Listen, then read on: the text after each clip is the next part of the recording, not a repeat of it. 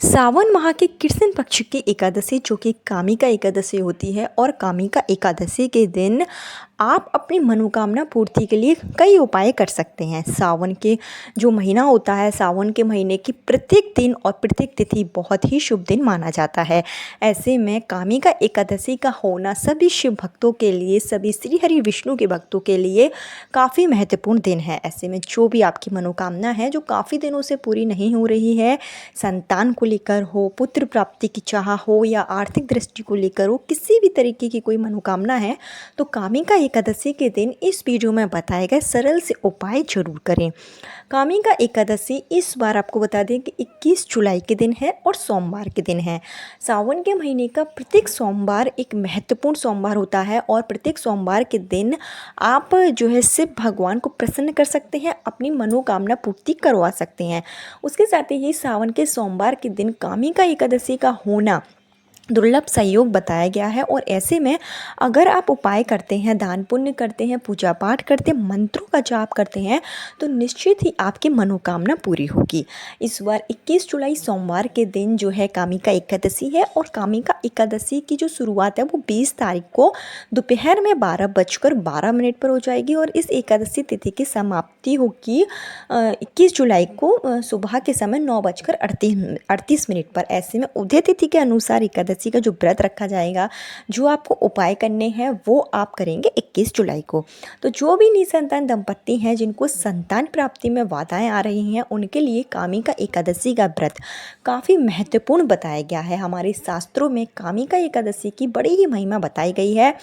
अगर आपके ऊपर कोई भी ग्रह दोष है, आपने अनजाने में कोई भी पाप, कोई भी गलतियाँ की हैं तो उनके सुधार के लिए कामिका एकादशी के दिन आप व्रत जरूर रखें। कामिका एकादशी जो कि सावन के महीने की एकादशी होती है और सावन का महीना जो है वो संतान प्राप्ति के लिए, पुत्र प्राप्ति के लिए काफ़ी महत्वपूर्ण माना जाता है। तो ऐसे में कामिका एकादशी के दिन आपको उपाय जरूर करना चाहिए।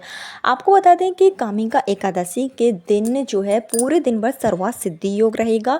शाम को 6:30 बजे से वृद्धि योग लग जाएगा और उसके साथ ही ध्रुवण योग लगेगा जो कि काफ़ी दुर्लभ योग माने जाते हैं। तो इस बीच अगर आप उपाय करते हैं तो निश्चित ही आपकी मनोकामना पूरी होगी और आपको संतान संबंधी जो भी आपके जीवन में परेशानी है, चाहे शादी को कितने ही साल क्यों ना हो गए हों और आपको संतान सुख नहीं प्राप्त हो पा रहा है, गर्भधारण होता है, बार बार मिसकैरेज हो जाता है, इस तरीके की कोई परेशानी है तो आप एकादशी के दिन उपाय जरूर करें। एकादशी जो कि श्री हरि विष्णु को समर्पित है और श्री हरि विष्णु की कृपा से सुख सौभाग्य की प्राप्ति होती है, संतान की प्राप्ति होती है। एकादशी का अगर आप व्रत रखते हैं तो आपके कुंडली का जो गुरु ग्रह बृहस्पति है वो मजबूत हो जाता है और कुंडली में जब गुरु ग्रह की स्थिति अच्छी होती है तो आपको भौतिक सुविधाएं मिलती हैं, आपको संतान का सुख मिलता है, आपको जो है सुखी वैवाहिक जीवन होता है, आपका जो भी आपकी मनोकामना होती है वो निश्चित रूप से पूरी हो जाती है। तो 21 जुलाई के दिन किस तरीके से आप उपाय करेंगे, क्या चीज़ों को की आपको आवश्यकता होगी और किस नियम को आपको अपनाना है, किस मंत्र का आप जाप करेंगे, इसकी संपूर्ण जानकारी आपको इस वीडियो में दी जाएगी। लेकिन आगे वीडियो शुरू करने से पहले हमेशा की तरह आपसे मेरा निवेदन है कि अगर अभी तक आपने मेरा चैनल धर्म ज्ञान पथ को सब्सक्राइब नहीं किया है तो चैनल को सब्सक्राइब जरूर कर लीजिए। वीडियो पसंद आए तो लाइक कीजिए और कमेंट बॉक्स में हर हर महादेव या ओम नमो भगवते वासुदेवाय नमः जरूर लिखें, जिससे कि इस मंत्र को लिखने से आपके ऊपर हरि हरि की कृपा हमेशा बनी रही। तो आपको क्या करना है कि इस दिन देखिए सोमवार है और एकादशी है तो आपको शिव भगवान के साथ श्री हरि विष्णु का भी पूजन करना है, दोनों के मंत्रों का जाप करना है। आपको अपने घर में आप लक्ष्मी नारायण का पूजन करें, उस समय आप माता पार्वती और शिव भगवान का संयुक्त रूप से पूजन करें, मंत्रों का जाप करें। ऐसा करने से हरि हर की कृपा आप पर होगी और आपको मन चाही संतान की प्राप्ति निश्चित रूप से होगी। इसके लिए आप सुबह जल्दी उठें और जब आप स्नान करें तो स्नान के पानी में थोड़ा सा गंगा जल डाल लें और एक चुटकी हल्दी डालकर आप स्नान करें। हल्दी डले पानी से स्नान करने से कुंडली का गुरु ग्रह जो है वो मजबूत हो जाता है। उसके साथ ही इस दिन आप पीले कलर के वस्त्र पहने और एक सफ़ेद कलर का या लाल कलर का दुपट्टा लें, जिससे कि आपको जो है पीले कलर के वस्त्र, एकादशी का दिन है तो आपको पहनना चाहिए। सोमवार के दिन आप लाल कलर या सफ़ेद कलर का वस्त्र पहन सकते हैं। तो संयुक्त संयुक्त रूप से इस तरीके से आप वस्त्रों का चयन करें। उसके अलावा आप जो है सूर्य भगवान को इस दिन अर्घ भी दें और आपको अपने घर के पूजा स्थल में ही आपके पास श्री हरि विष्णु की तस्वीर है, कृष्ण भगवान की तस्वीर है, लड्डू गोपाल हैं आपके घर में, तो उनका आपको विधिवत पूजन अर्चन करना है। इसके साथ ही आपने अगर अपने घर में ही शिवलिंग विराजित कर रखे हैं तो जब आप श्री हरि विष्णु का पूजन करें उसी समय आप शंकर भगवान का भी पूजन करेंगे। और अगर आपके घर में शिवलिंग नहीं है तो आप मिट्टी के शिवलिंग इस दिन बना सकते हैं। कोई भी गमले की मिट्टी ले लीजिए, उससे आप शिवलिंग बनाएं और उनका आप विधिवत पूजन करें। और अगर आप ऐसा नहीं करना चाहते हैं तो आप एक काम ये भी कर सकते हैं कि सुबह के समय आप जो है लड्डू गोपाल का पूजन कर लें। उसके लिए एक आप अपने घर में चौकी लगाएं, उसमें पीले कलर का कपड़ा बिछाकर लड्डू गोपाल को विराजित करें। माता लक्ष्मी की आपके पास विष्णु भगवान और माँ लक्ष्मी की संयुक्त तस्वीर है, उसको रखें। घी का दीप प्रज्वलित करें और इसके साथ ही जो है पीले फूलों से लड्डू गोपाल का श्रृंगार करें। पीली पोशाक उन्हें पहनाएं, पीले चंदन से तिलक लगाएं। एक नई बांसुरी लें और नई बांसुरी आप लड्डू गोपाल को अर्पित कर सकते हैं। इस दिन मोर पंख जरूर चढ़ाएं और इसके साथ ही माखन मिश्री का भोग लगाएं। खीर भी बना सकते हैं। खीर का भोग एकादशी के दिन श्री हरि विष्णु को लगाने से अखंड सौभाग्य की आपको प्राप्ति होती है। माता लक्ष्मी को भी इस दिन आप खीर का भोग लगाएं। याद रखें कि एकादशी है तो चावल की खीर ना बनाएं। इसके अलावा आप मेवा की खीर बना सकते हैं, मखाने की खीर बना सकते हैं, साबूदाने की खीर बना सकते हैं। इसको आप जो है प्रसाद के रूप में, भोग के रूप में लड्डू गोपाल को आप चढ़ाएं और इसके साथ ही मंत्रों का जाप करें। विष्णु सहस्त्र नाम का अगर आप इस दिन पाठ करते हैं तो ये काफ़ी शुभ माना जाता है।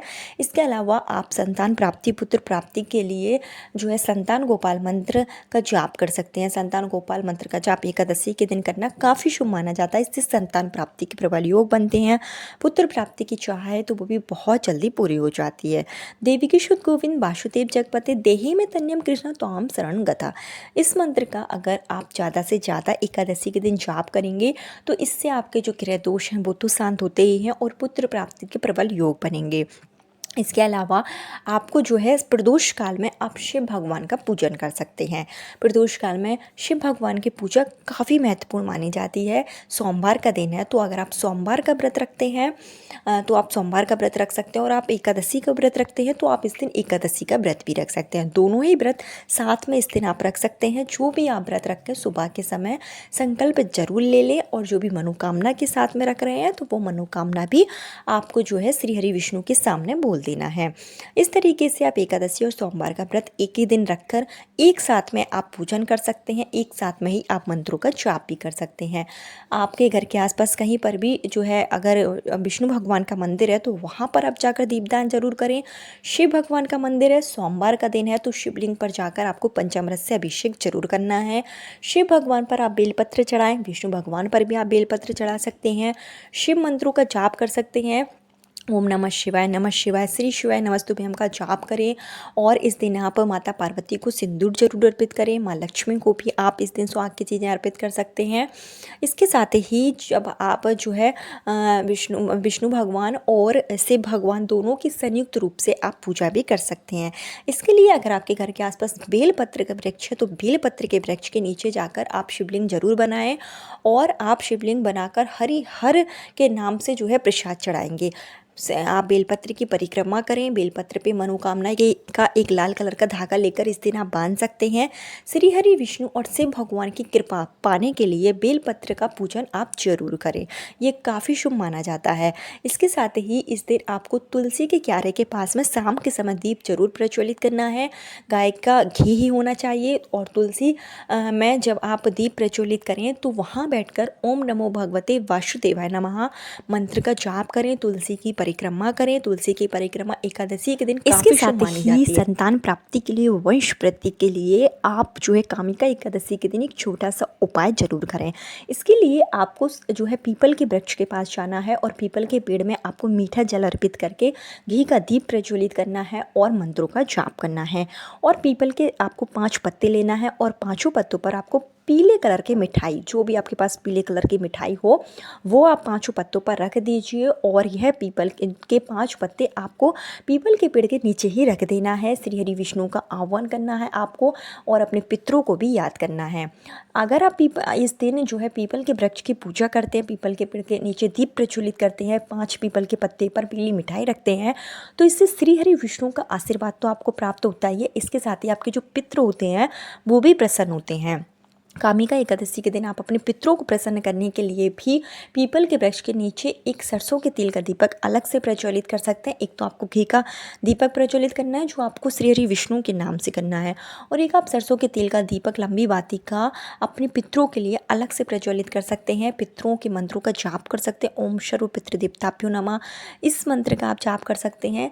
कामिका एकादशी के दिन अगर आप अन्न का दान करते हैं, पीली वस्तुओं का दान करते हैं, गुड़ का दान करते हैं, तो इससे आपके पितृ भी प्रसन्न होते हैं। आप अपने पितरों को अगर प्रसन्न करेंगे तो देवताओं का आशीर्वाद आपको प्राप्त होगा और आपके वंश की वृद्धि होगी। वंश की वृद्धि में सबसे बड़ा रुकावट होता है आपसे रुष्ट हैं तो आपके घर में कोई भी तरक्की नहीं हो सकती है, वंश की वृद्धि भी नहीं हो पाती है, संतान प्राप्ति का भी आपको सुख नहीं प्राप्त हो पाता है। तो ऐसे में आपको अपने पितरों को प्रसन्न जरूर करना चाहिए। श्रावण माह की एकादशी कामिका एकादशी के दिन आप अपने पितरों के नाम से कुछ ना कुछ दान जरूर करें। आप इस दिन जो है चीनी का दान कर सकते हैं, सफ़ेद वस्तुओं का दान कर सकते हैं, पीली चीज़ों का दान कर सकते हैं, अन्न का दान कर सकते हैं। ये काफ़ी शुभ माना जाता है।